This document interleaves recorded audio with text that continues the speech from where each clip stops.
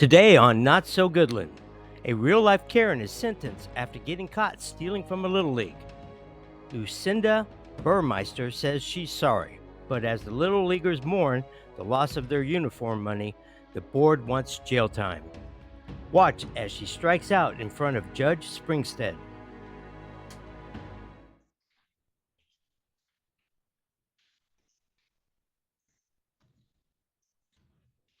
This is case number 2413528FA versus Lucinda Marie Burmeister. Ms. Burmeister is here for sentencing.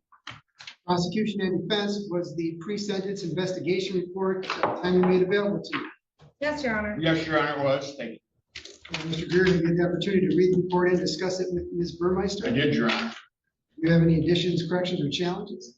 Well, the only correction that we have, or challenge that we have, is the restitution. It's gone through everything and determined that, and we have in our trust account $2,256 to pay the restitution that she came up with, and it's been in there for quite a while. The other charges were not something that she used for her own, or it was for the Little League program. I think they're requesting $3,572.18. For about $1,300 off. Okay. All right. Anything else that you want the court to consider? Thank you, Your Honor. Your Honor, I would ask, this is kind of a very difficult time for Lucinda. She's lost the job, obviously, that she had with the credit union. She started out with good intentions of, just repaying this money when she got her loan out of her 401k. However, it was like a check kiting thing. She understands now that she couldn't do it. She shouldn't have done it. She's maintained employment at other places. Okay, so right now she's waiting for another job through a temp agency, and I imagine she'll be employed soon. She's also in school, online college that she needs to attend in order to keep her funding. And I just don't think we're going to see her back. She's very remorseful, and I would ask the court for leniency. All right. And Ms. Burmeister, have you had the opportunity to read the report and discuss it with Mr. Greer? Yeah. Do you have any additions, corrections, or challenges? No, I would just like to add that I am very sorry. I did not intend to harm anyone. Sorry, I have 2 young boys, and I'd like to show them what it means to take the consequences and show them that you can come back from it. And I would love the opportunity to be able to continue my school. I have an academic scholarship, and to keep it, I need to maintain my GPA. And I'm hoping that, I did not know those charges went to the Little League account. It was an absolute mistake, and I absolutely should have been paying closer attention to it. As soon as I got the police report, I repeated it. I even audited it myself, and I found more charges than needed. And that's what we compared with what the prosecutor had given us to what I had repaid. And I would just hope that there's mercy. I don't want out of the consequences. I know they need to be paid.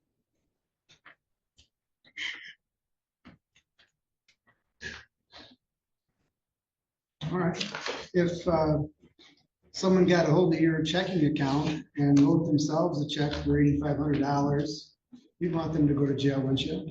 I'd want them to pay it back. You would want them to go to jail? it would depend on the situation. I try to act with as much grace as I possibly could. I would of course be upset, and I wouldn't want them to have access to whatever again. They took your credit card and charged a bunch of stuff on your credit card. So I believe in my faith, and it's not my job to judge. I do know that I would expect it back 100%, and I would expect them to work it off if they couldn't pay me back right away. And I would expect them to learn from it.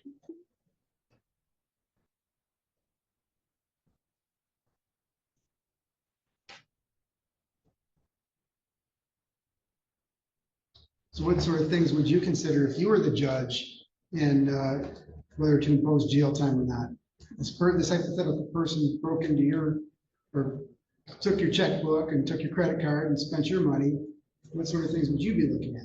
I would look at if they paid it back, if they only paid it back because they got caught, or if their intent was to have already paid it back.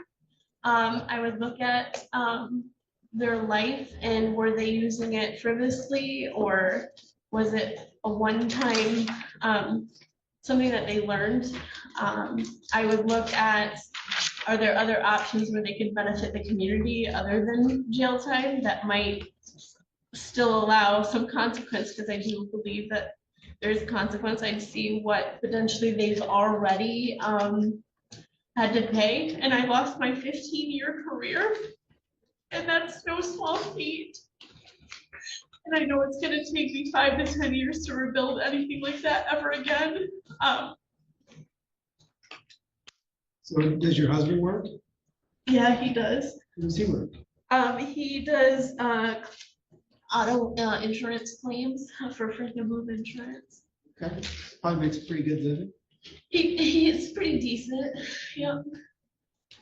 So probably between the two of you, your household income was probably over $100,000 a year.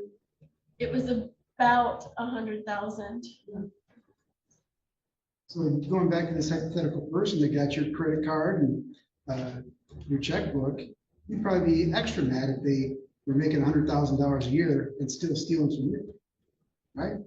It shouldn't matter necessarily how much that they made, just that they are showing remorse and paying it back. And my expenses might be different than somebody that makes 20,000, because we both work. I had to pay paid anywhere between $1,400 to $1,600 a month in just daycare bills for my children. We've made different arrangements now because we realized that at this point in time, stretching ourselves too thin like that was not a smart decision, even though we were trying to do what was best for our kids to provide them opportunities through preschool and education. And luckily we were able to take part of building bridges, which didn't have a tuition associated with it. So my son was able to transition from a paid daycare, and my older son went back to school. We've been very blessed to have people that are willing to help us with some childcare, so that I can continue to work. And my husband has gotten some approval from work to be able to partially watch the kids at home now. So we've eliminated that extra expense that caused. We don't live frivolously. We took our first vacation, the two of us, in 10 years together. We have paid off cars. I don't go around buying a bunch of frivolous things. We pay off bills. We pay our mortgage, car insurance. I mean, my grocery bill went from $600 a month to like $1,200 a month with the inflation. It wasn't trying to be careless or just take so that we could live more frivolously. And I just want that known. And Ms. Robinson, any additions, corrections, or challenges? No, Your Honor. Anything that you want the court to consider? Your Honor, I would just point out to the court that while the retail fraud in 2018 was dismissed, it was through the bracket program, so it was not dismissed prior to any sort of resolution or like it was a mistake. I think that is important for the court to know. I also know that we have met with the victims on this case, spoken to them, but it is a board. I have a letter I can read, but first with the court, I'm not sure if the board has changed hands or anything in the past month. I know how those boards go, but I would like an opportunity to see if there's any victim here that wanted to speak outside of the letter that I received. Anybody here from Fremont Little League that wants to address the court?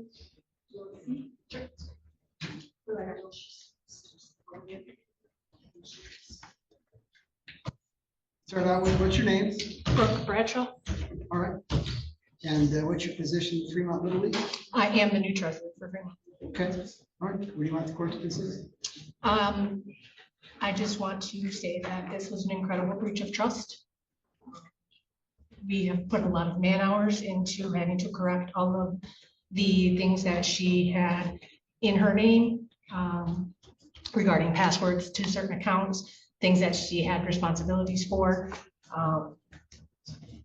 She didn't just harm the board themselves, but it was a community that trusted the board. It was children that, trusted the board.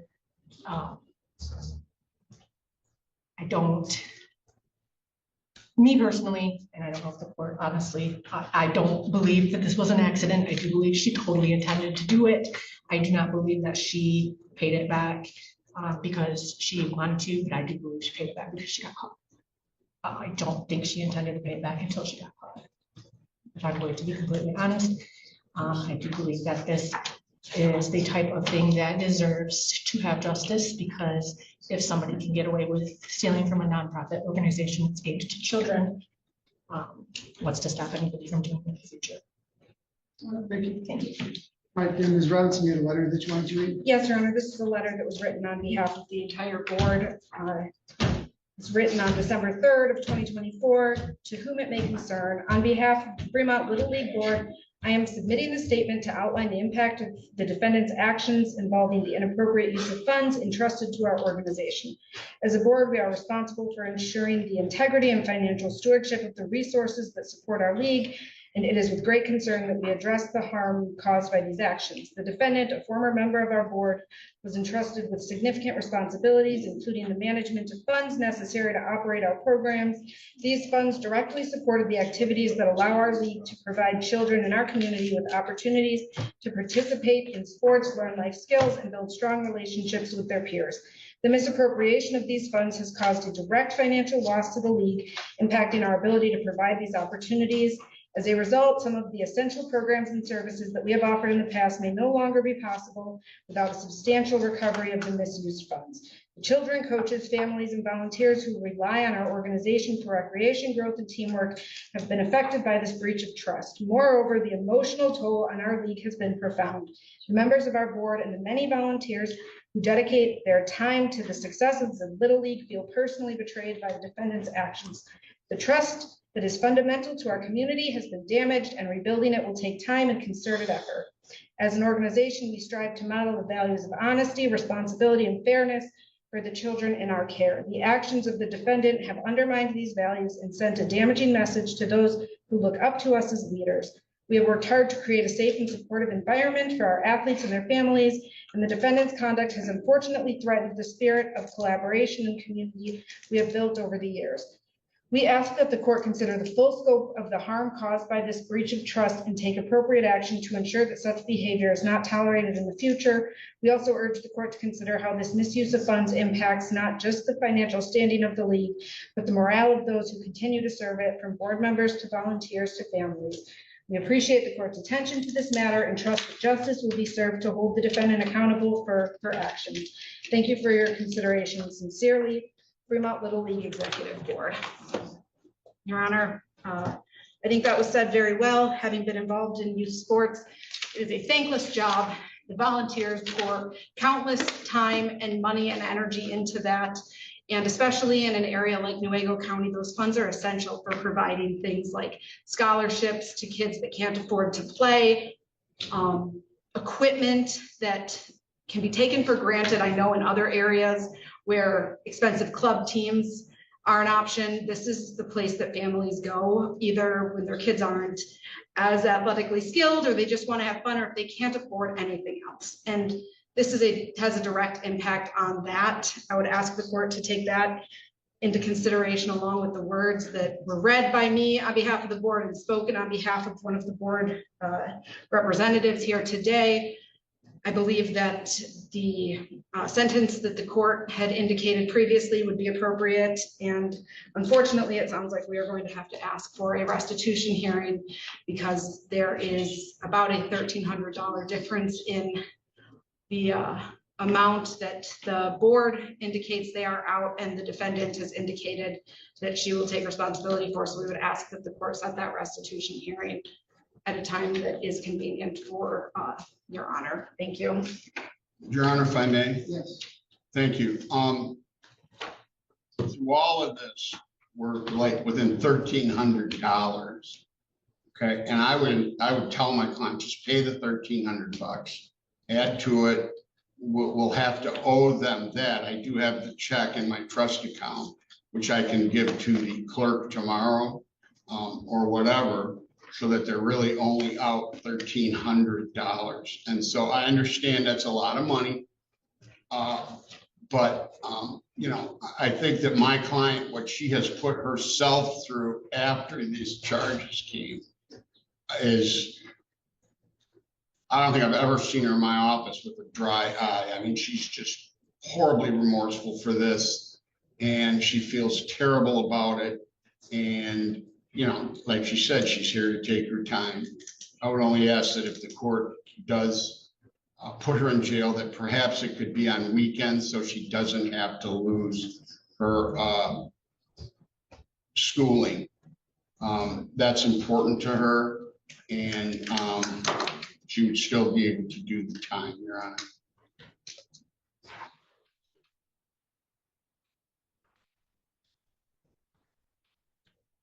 All right, so Ms. Burmeister, what's an education coordinator for credit union? What did you do in that position? When new colleagues were hired, I trained them how to do their job, how to use like the computer system. And if somebody got promotions and their roles changed, I would do that, and I would coordinate like the annual Christmas party or any additional trainings that people attended off-site, like if any flights booked and that kind of thing. Okay, all right.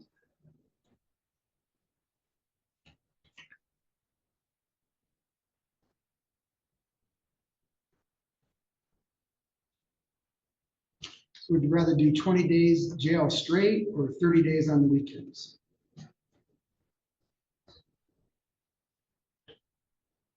Weekends, I'd like to be with my children and keep my college going. Okay.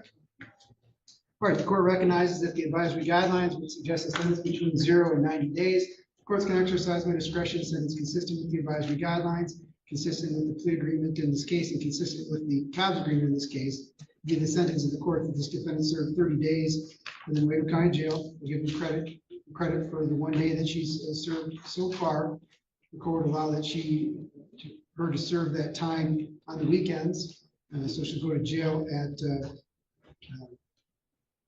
7:30 p.m. on Fridays. And she can be released